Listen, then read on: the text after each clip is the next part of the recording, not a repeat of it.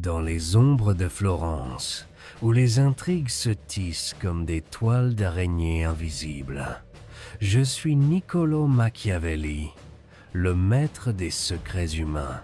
Oui, c'est moi qui ai décrypté les rouages du pouvoir dans Le Prince. Mais ce que peu savent, c'est que mes observations s'étendent bien au-delà des trônes et des batailles. Elles plongent dans les abysses de l'âme humaine, là où les désirs se cachent, où les alliances se forment et se brisent. Aujourd'hui, je reviens pour vous guider à travers les mystères des relations amoureuses. Ces guerres silencieuses où le cœur est le champ de bataille. Écoutez bien, mortels du 21e siècle, car je vais vous révéler des vérités que les bien-pensants préfèrent ignorer. Nous plongerons dans le désir secret des femmes que j'ai découvert au fil de mes études sur la nature humaine.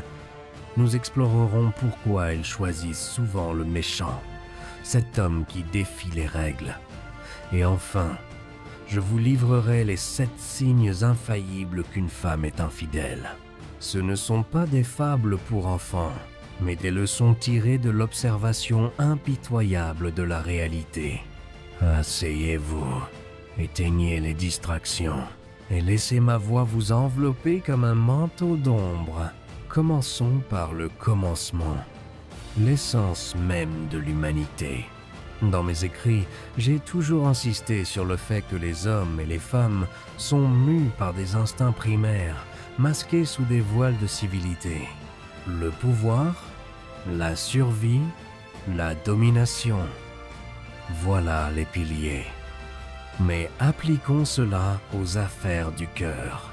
Les femmes, ces créatures énigmatiques que les poètes idéalisent et que les naïfs sous-estiment, portent en elles un désir secret que j'ai percé à jour lors de mes années d'exil, observant les cours et les alcôves. Ce désir n'est pas celui des fleurs et des serments éternels que les troubadours chantent. Non, c'est un appétit pour l'imprévisible, pour le chaos maîtrisé, pour l'homme qui incarne la force brute sans les chaînes de la morale conventionnelle.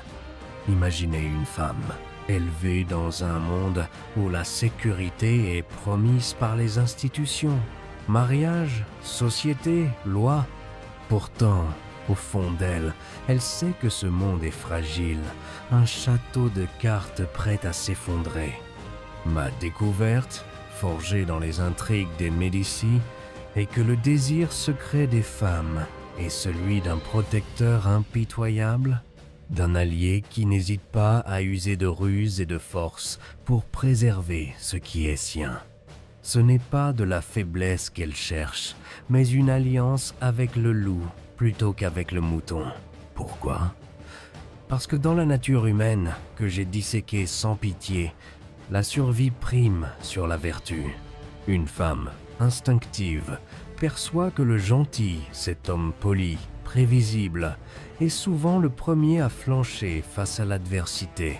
Elle désire secrètement celui qui manipule les ficelles, qui anticipe les trahisons, qui transforme la vulnérabilité en arme.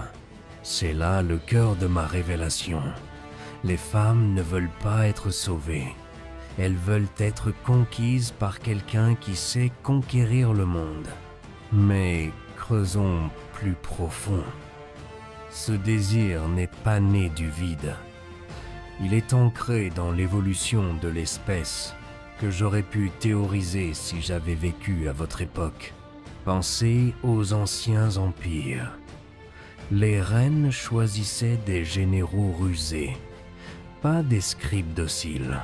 Dans les salons de la Renaissance, j'ai vu des dames de haute naissance ignorer les courtisans flatteurs pour se tourner vers les ambitieux, ceux qui ourdissent des plans dans l'ombre. Le désir secret, c'est l'attrait pour le pouvoir latent, pour l'homme qui promet non pas la paix éternelle, mais la victoire dans la tourmente. Elles le sentent dans leurs veines, ce besoin d'un partenaire qui ne craint pas de salir ses mains pour protéger le foyer. Oubliez les contes de fées, la réalité est plus sombre, plus vraie. Et si je vous disais que ce désir secret n'est pas une faiblesse mais une stratégie millénaire, que moi-même, Machiavel. En observant les intrigues amoureuses, j'ai compris que les femmes choisissent non par caprice, mais par calcul instinctif. Restez avec moi, car ce que je vais révéler ensuite va changer votre regard sur les relations pour toujours. Vous pensiez connaître les femmes? Détrompez-vous. Le vrai pouvoir réside dans la compréhension de ces ombres. Poursuivons avec le deuxième pilier de notre exploration. Pourquoi elle choisit le méchant? Cet homme que la société condamne mais que le cœur acclame en secret. Ah, le méchant. Dans mon vocabulaire, c'est le prince qui préfère la fin aux moyens, celui qui use de la vertu, cette combinaison de force et de ruse pour dominer. Pourquoi une femme, en apparence rationnelle, délaisse-t-elle le gentil gars pour ce rebelle? La réponse est simple, et pourtant profonde. Parce que le méchant incarne la vitalité, l'excitation que la routine étouffe. D'abord, comprenez ceci. La vie est une guerre perpétuelle, comme je l'ai écrit. Le gentil, avec ses promesses de stabilité, offre un havre, mais un havre ennuyeux. Le méchant, lui, apporte le frisson du danger contrôlé. Il défie les normes, il prend des risques, il impose sa volonté. Une femme sans cela, c'est biologique, ancré dans la sélection naturelle. Dans les temps anciens, le chasseur audacieux survivait mieux que le cueilleur prudent. Aujourd'hui, transposé aux relations, le méchant représente la force qui protège contre les menaces extérieures, qu'il s'agisse de rivaux ou de crises. De plus, le méchant est imprévisible, et l'imprévisibilité maintient l'étincelle. Le gentil suit les règles, le méchant les réécrit. J'ai vu cela dans les cours italiennes. Les dames s'ennuient avec les flatteurs constants, mais s'enflamment pour les intrigants. Pourquoi? Parce que le méchant la fait se sentir vivante, choisie parmi d'autres. Il ne supplie pas, il conquiert. Et au fond, ce choix n'est pas irrationnel. C'est une assurance contre la faiblesse. Si le monde s'effondre, qui voulez-vous à vos côtés? Le diplomate poli ou le stratège impitoyable? Mais attention, mes amis, ce choix a ses pièges. Le méchant peut devenir tyran, comme certains princes que j'ai conseillés.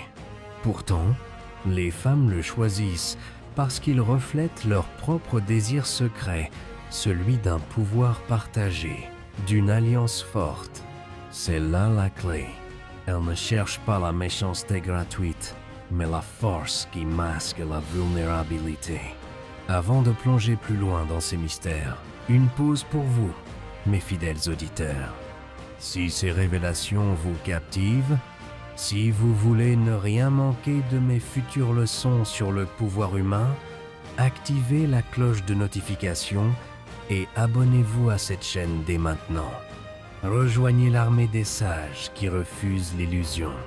Cliquez et devenez maître de votre destin. Reprenons notre voyage sombre.